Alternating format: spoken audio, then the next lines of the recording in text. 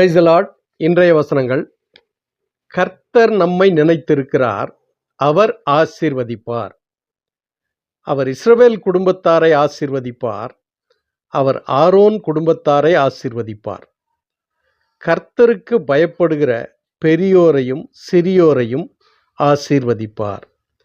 கர்த்தர் உங்களையும் உங்கள் பிள்ளைகளையும் வர்த்திக்க பண்ணுவார். ஆமேன், அல்லேலூயா. வானத்தையும் பூமியையும் படைத்த கர்த்தராலே நீங்கள் ஆசீர்வதிக்கப்பட்டவர்கள். ஆமேன், ஆமேன். சங்கீதம் 115 12 முதல் 15 வரை. ஆம் பிரியமானவர்களே, வானத்தையும் பூமியையும் படைத்த சர்வ வல்லமையுள்ள தேவனாகிய கர்த்தர் தம்முடைய பிள்ளைகளை எப்பொழுதுமே அவர் ஆசீர்வதிக்கிறவர்.